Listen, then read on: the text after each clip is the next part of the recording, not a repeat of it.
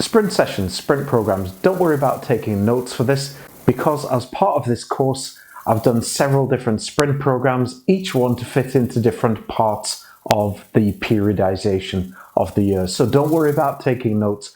Just pay attention and pick up the relevant points, and then you'll have a much better understanding. If you want to take notes, that's cool, but really there's no need to at this stage. Well, sprint sessions are, as you're about to find out, there's very little of them is actually about the sprints. It's kind of strange in as much as that when you do a boxing training session, that pretty much all of it is about boxing. But the thing is that sprint sessions are so intense that we must do an awful lot of preparation, warm-ups, stretches, etc. These need to be done in a particular order. Otherwise, there's a high risk of injury, because what we're about to do is something that is as intense as the human body can stand. We're about to take ourselves very, very close to 100%. So the risk of injury must be mitigated. It's absolutely vital that we do that. So as you would imagine, we begin with a warm-up. Now, the warm-up, it's relatively straightforward. Imagine that this is the track. You need to do a good 5 to 10 minute warm-up. Might seem excessive, but just trust me on this. And bear in mind that when we warm up for sprints, we are not just warming up our muscles, but we must also warm up the nerves, the tendons, the fascia, all of those different parts of our anatomy, and they take longer to warm up than muscles. So you're going to feel like you're warm after maybe a couple of laps, but you're not warm enough to sprint. So please don't skip the warm-up. So imagine this is your track, because of course you run counterclockwise. And what you do is you would run 400 meters slowly. Remember, this is a warm-up. And then walk 100. Run 400 to this point, then walk 100. Run 400 to this point, walk 100, and then run to there and then walk back. So you're going to end up doing pretty much about 5 laps, 4 of which are running. Why do we run slowly? Well, it's a warm-up. The lactic acid is our enemy. We do not want to build up lactic acid. So don't go running the warm-up fast. It should be a light jog. A sensible way of doing this also is sometimes if there's no one throwing, run on the infield, run on grass. That's a great way to warm up. Or perhaps if you're going to cycle down to the session, cycle down to the track, that's a reasonable warm-up too, but you're still going to need to do a couple of laps of running as well when you get there. Why do we walk 100 meters after every 400 meters? Well, this is so that any lactic acid that we've built up can disperse. So the warm-up is going to take you somewhere between 5 and 10 minutes. It should not be rushed. It's absolutely vital that you do this. The next thing we do is we stretch. Bearing in mind that there are many theories on stretching, and it depends on from which country you originate as to what those theories are. Certainly in the UK, we lag somewhat behind Europe and the rest of the world, in as much as that we are still inclined to do an awful lot of static stretches. The stretches should be head to toe. Remember, it's a warm-up stretch, so we're not going to take too long in doing these. So 8 to 10 seconds hold in each position. However, when it gets to the legs, it's not a bad idea, even though it's contraindicated to an extent. When we get down into position, just bounce a little bit. Now, there is one exception to the static stretching rule as such when it comes to non-sprinters. Now, for a sprinter, we wouldn't normally really have them doing static stretches for the hamstring, okay? A hamstring stretch, when you're doing it and you're not a sprinter, when you are not a competitive sprinter, do a static hamstring stretch. It reduces the risk of injury. Some people would say, well, yes, it does slow you down because it's not now a coiled spring, but the risk of injury, I think that the risk of injury is too high to the hamstring if you don't do a static stretch. So my recommendation is you do a static stretch. If at all possible, the static stretch you should do should be the hurdler's stretch. And this is the one, not the one with the leg in front of you, but the one with the leg out behind you, like someone is clearing a hurdle. This puts far more stretch on the hamstring. It's very important. So your stretches are going to take you around about 5 minutes to complete, give or take. Try not to do this on a cold track surface. If it is freezing cold, then perhaps go somewhere a little bit warmer to do your stretches, and certainly don't do it on damp ground. The last thing you want is to get cold because you've got water coming in through the backside of your tracksuits. So don't do it on damp ground, very important. The next thing we do is a second stage warm-up. We have got ourselves warm with our warm-up. We've then done stretches. Now that's going to cool us down a little bit. Now we need to get ourselves a little bit more warm and to do a more specific warm-up. And this second warm-up takes the form of doing drills. So I've written down 3 times 20 meter bum kicks, 3 times 20 meter high knees. Now this is where we get to practice doing shoulder to hip arms, and when we do our knee raises here like this, or our bum kicks, this is where we are practicing dorsiflexing the foot. It's really, really important that we do this throughout all of our drills. Also, here is a really good tip. When we are doing this, we can actually do our visual steering. This is the part where it's just part of our natural training that we're doing. We don't need to do anything else, anything extra special, but what we do here is visual steering.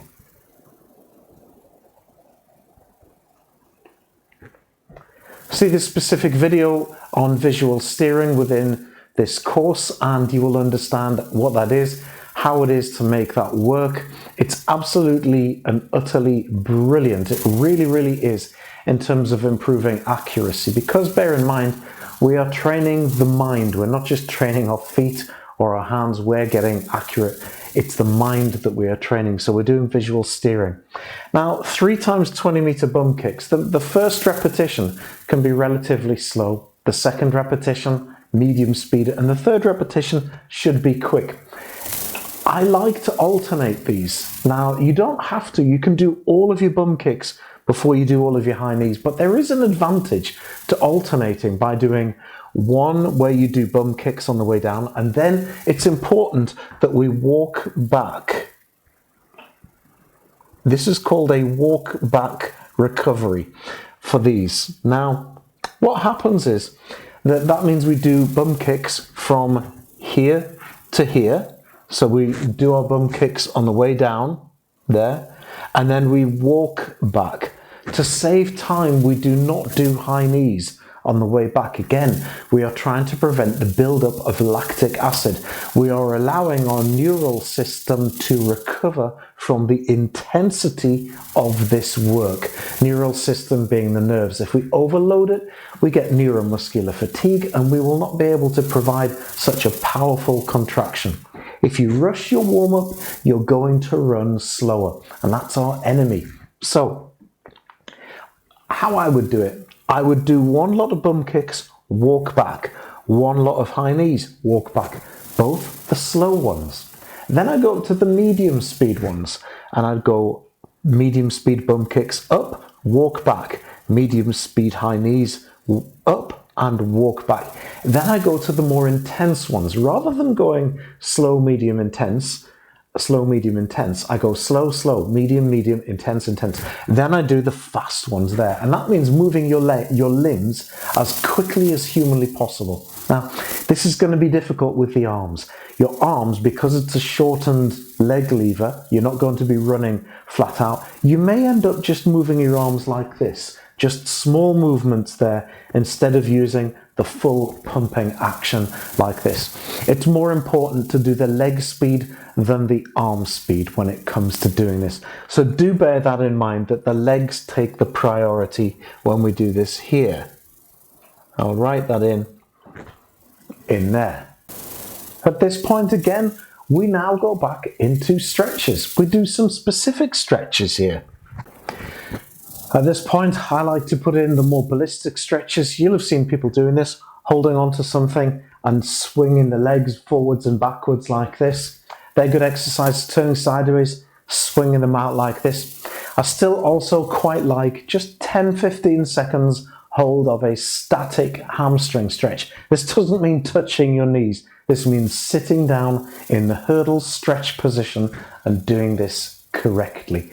That's the better way to do that. So these stretches, again, they're going to take you about 5 minutes. As you can see, we are somewhere around about 40 minutes into the session at this point.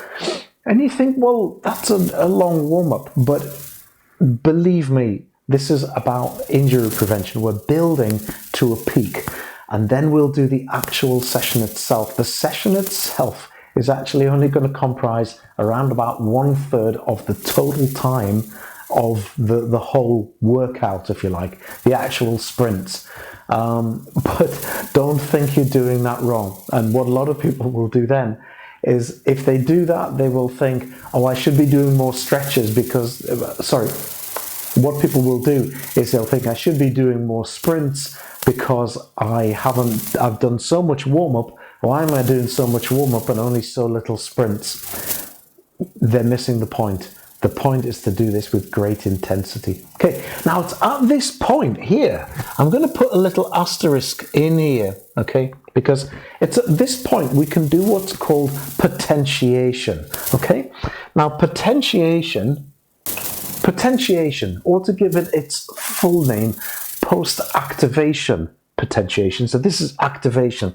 Potentiation here is basically making the neural system, the nerves, work as efficiently as possible so that they can deliver more nerve impulses to contract a muscle much more strongly and much more quickly.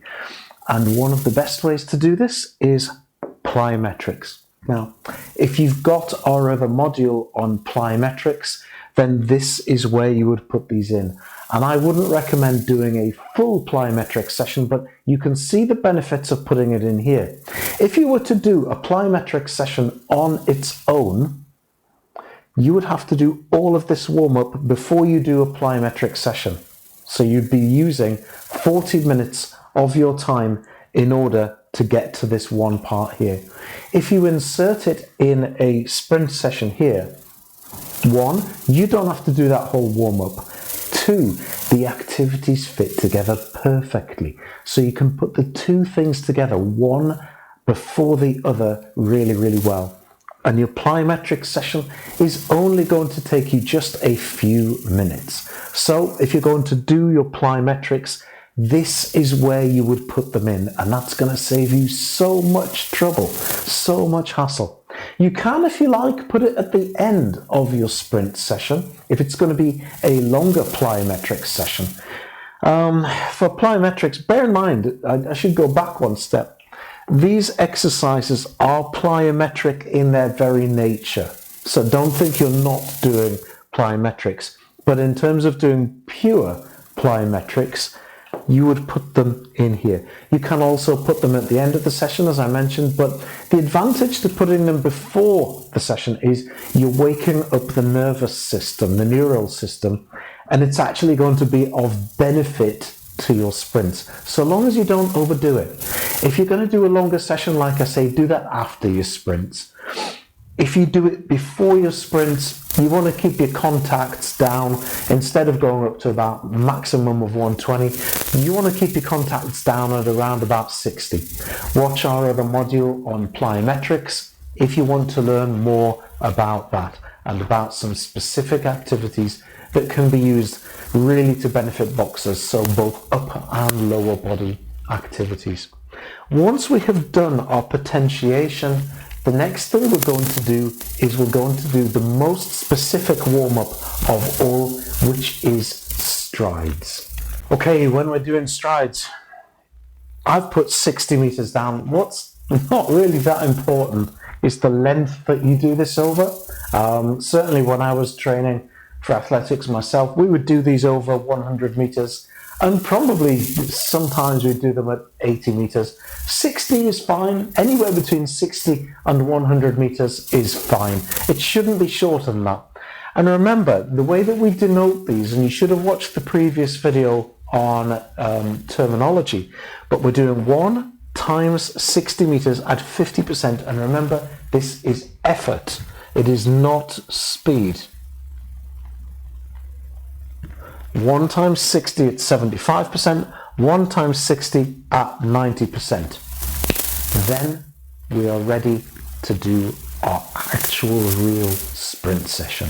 As you can see, I have written down now sprints. And what I've written down is, as we've learned with our terminology, 8 times 60 at 90 to 95% with a 4-minute recovery. Now, this is not a walk-back recovery. If you're doing, say, for example, 200-meter repetitions, a walk-back recovery is appropriate because we're working more on speed endurance. In the case of doing an 8 times 60 meters at 90%, this is activating the neural system and it needs time to rest and recover. This takes between 3.5 and 4 minutes. It's gonna seem like a long time, but a very slow walk back, standing around and chatting, is perfectly okay. Don't be playing on mobile phones. It requires real focus and concentration in these sessions. So put away mobile phones. Don't stand texting in between reps because you're not really concentrating. You need to be keeping moving just slowly around. And I would put a tracksuit top or a hoodie on just so that you're keeping yourselves warm. If you are running outside and it's cold, just stay in tracksuit bottoms or tracksters to remain warm. But keep moving, and it's 4 minutes, and then you do your next run. So you run down the track, and then you take 4 minutes, and then you run again like that. It doesn't matter, to be honest, if it's 3 minutes and 50 or 4 minutes 10. It's not important. What is very important is, it would be important if you did 1 per minute. That wouldn't work. If you did this in anything less than 2 minutes 30 seconds, you are going to slow down significantly by the time you get to your 3rd, 4th, 5th run. We don't want that. We want to try and get 8 high quality runs out. That's what we're trying to do, to get some really good quality out here. And what we should be doing after the first repetition is we should be timing each run for each athlete. But what we do is we then set our 7% rule. So let's say, for example, let's take, when I was doing repetitions like this, I would run them in anywhere between 6.9 and 7.1. But for easy mathematics, I'm going to take this as being 7 seconds flat. Okay, so let's say it's 7 seconds. So I'm going to write down 7 seconds. So that's 7/100ths. So that's 700 100ths of a second. We multiply that by 7%, and we've got 0.49 of a second. This tells me then that if I run my first repetition in 7 seconds, and I run my 1st, 2nd, 3rd, 4th, and 5th in 7.2, 7.3, 7.4, but then I get to my penultimate run, and I run it in 7.6, it's time to stop, because if I run longer than 7.49 seconds here, so we add this to this and we get 7.49 seconds. So that's 107% of my original time here.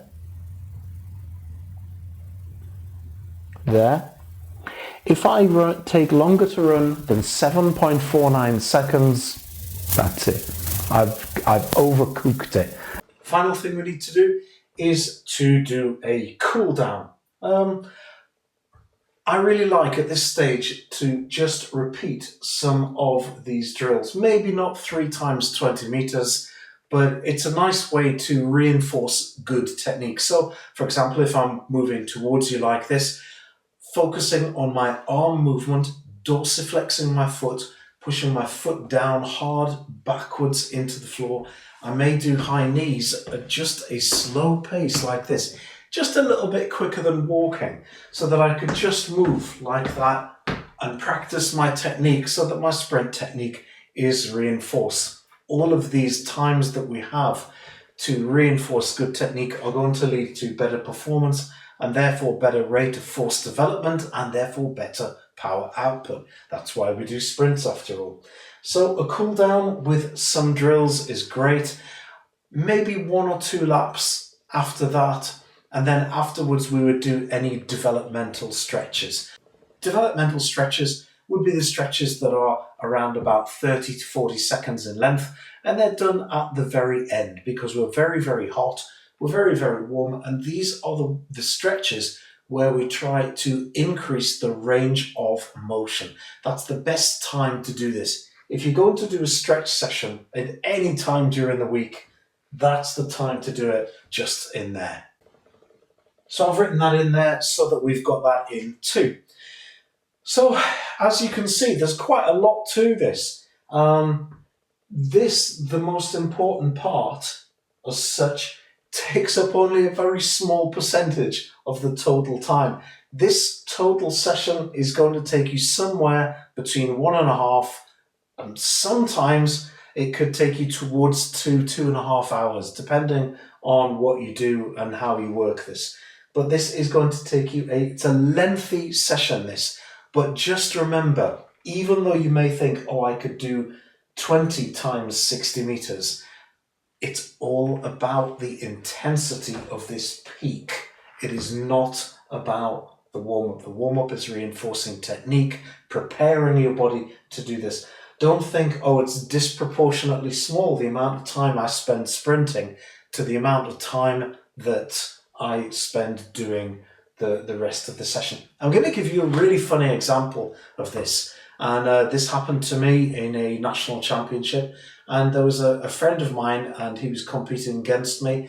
He was very, very good. And he decided in his wisdom the week before a national championship that he thought that he would do some extra sprints, and he got carried away and he ended up doing 36 times 100 meters because he thought it would give him better conditioning. Anyway, by the time it came to the competition, that was on the Monday, by the time it came to the competition on the Saturday, his legs were dead. And unfortunately for him, he didn't do particularly well that day. In fact, he did awfully.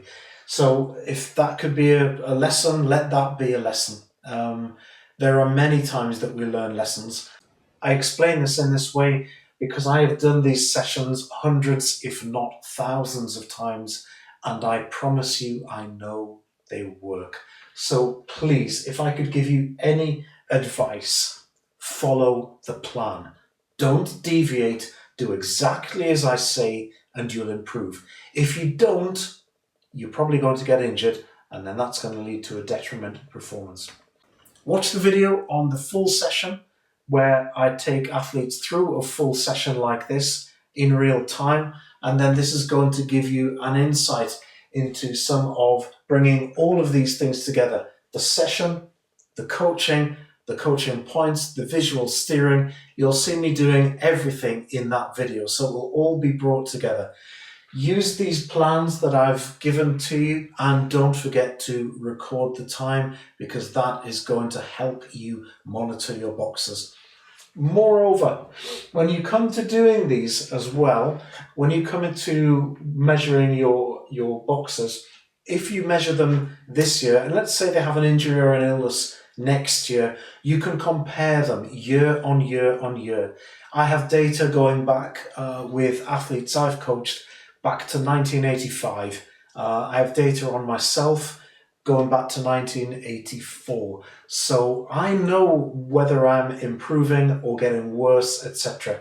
That data is absolutely invaluable. It actually comes more into use, I would say, towards the end of a boxer's career rather than at the beginning. Because if at some point you get to, let's say, for example, you've lost 10% of your strength, your speed, your flexibility, it's probably time to call it a day at that point.